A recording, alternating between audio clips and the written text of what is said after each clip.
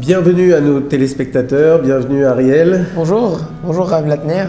Alors nous avons déjà dressé le menu de la paracha Tashavua, la paracha de Lech Lecha, qui nous parle essentiellement d'Abraham et de son épouse, de son neveu. Nous allons maintenant rentrer dans le vif du sujet.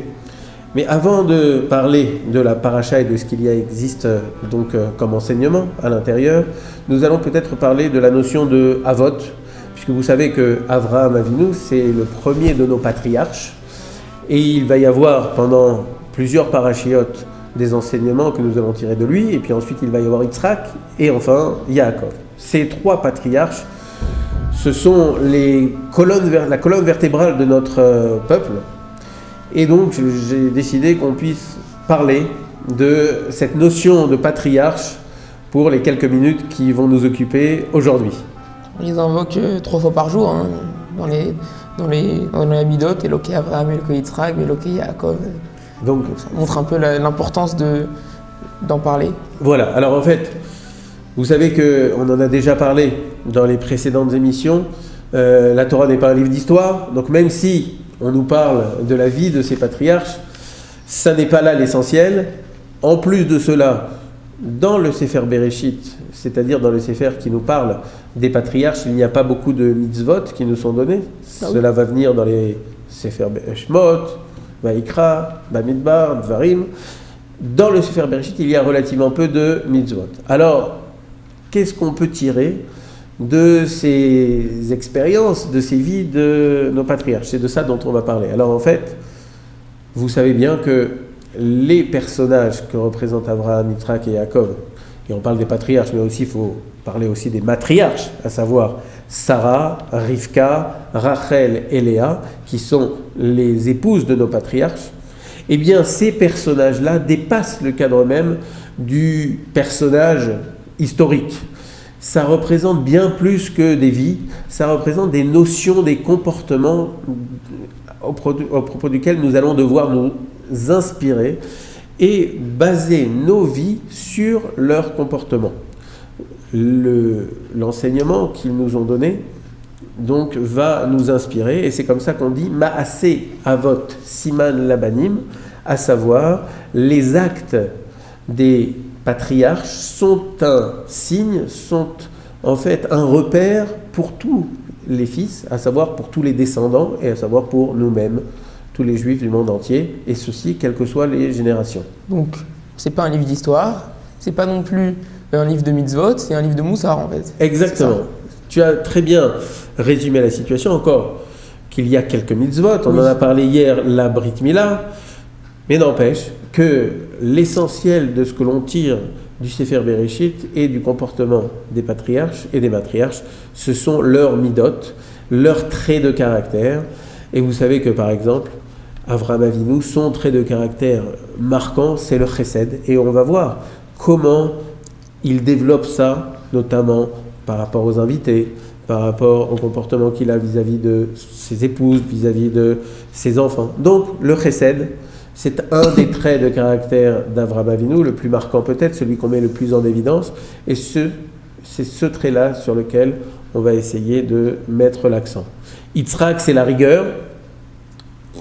La rigueur, c'est donc le fait d'être particulièrement rigoureux dans tout ce qu'on fait, mais c'est beaucoup plus que cela. Et donc en fait, on parlera de cette mida, de ce trait de caractère, quand on sera amené à évoquer les parachas de Chayei Sarah et de Toldot. Yaakov, c'est la vérité, le Emet, et là aussi, on aura l'occasion de développer tout cela lorsqu'on parlera de Yaakov, le troisième de nos patriarches. Quoi qu'il en soit, c'est de tous ces traits de caractère dont on doit s'inspirer pour baser notre comportement. Il faut savoir aussi que les patriarches ont vécu un certain nombre d'événements dans leur vie. Et c'est aussi, comme on l'a dit, une source d'inspiration pour nous. Je vous donne un exemple. Yaakov Avinu. Yaakov Avinu va être face à Esav. Esav veut le détruire. Vous savez que Esav est l'ancêtre de toutes les personnes qui veulent détruire le peuple d'Israël, c'est-à-dire les Juifs. Il va y avoir un événement marquant dans la parashat Vayishlach. C'est la rencontre fameuse entre Yaakov et Esav.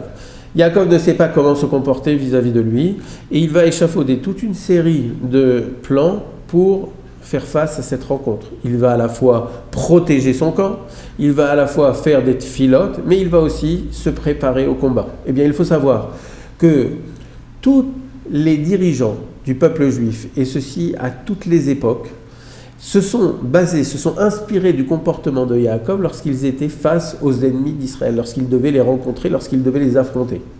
Et c'est ainsi que, par exemple, à l'époque d'Aman, à l'époque où le peuple juif était en danger, eh bien, ils se sont inspirés de la rencontre entre Yaakov et Esav pour voir comment se comporter vis-à-vis d'Aman.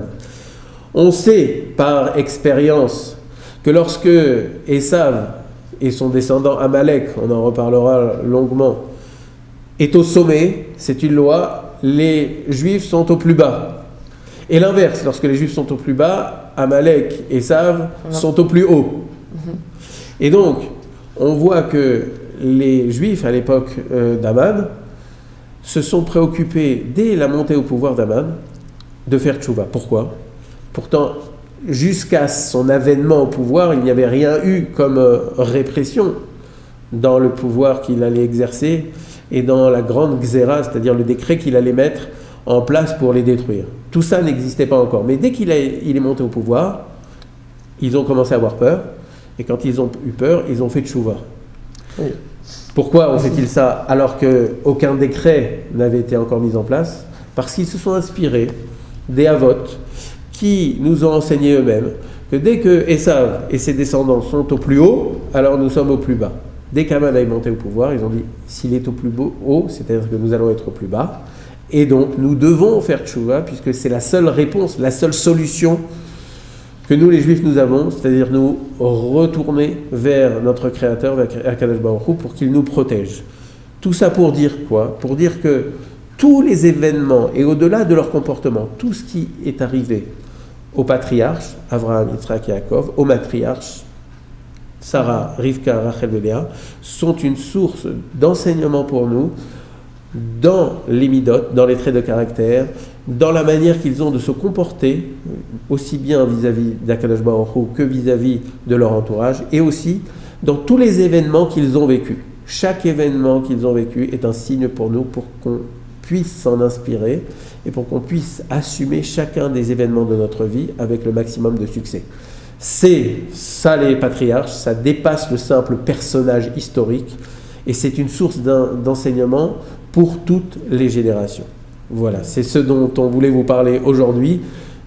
Qu'est-ce que représente un patriarche ? Demain, on traitera d'un autre sujet, bien évidemment, en rapport avec Avraham Avinu et en rapport avec la parashat Hashavua, à savoir l'Ech Lecha.